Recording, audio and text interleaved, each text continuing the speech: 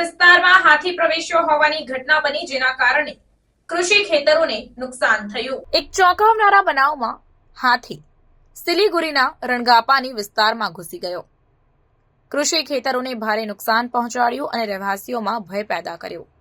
માનવામાં આવે છે કે હાથી નજીકના બૈકુંઠપુર જંગલમાંથી ભટકી ગયો હતો અને ગત રાત્રિ દરમિયાન રહેણાંક વિસ્તારમાં પ્રવેશ કર્યો હતો।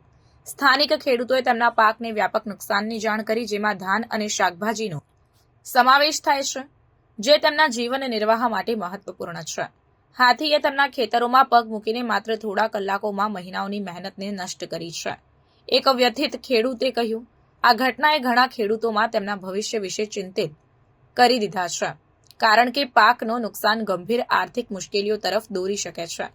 વન વિભાગના અધિકારીઓને તરત જ જાણ કરવામાં આવી અને પરિસ્થિતિને સંભાળવા માટે તેઓ તાત્કાલિક સ્થળ પર પહોંચ્યા। હાથીને જંગલમાં પાછું ખસેડવા માટે ફટાકડા અને અન્ય પદ્ધતિઓનો ઉપયોગ કરવામાં આવ્યો। અમે કોઈ પણ વધુ બનાવોને અટકાવવા માટે વિસ્તારની નજીકથી દેખરેખ રાખી રહ્યા છીએ, તેમ એક વન અધિકારીએ જણાવ્યું।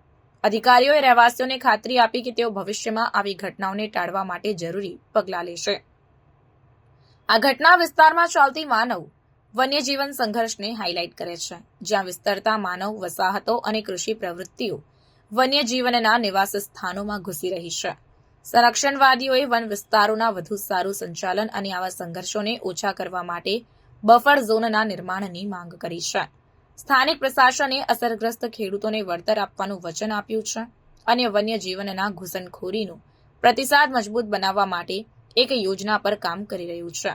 આ દરમિયાન રહેવાસીઓને સતર્ક રહેવા અને વન્ય પ્રાણીઓના કોઈપણ દેખાવની તાત્કાલિક જાણ કરવા અનુરોધ કરવામાં આવ્યો છે।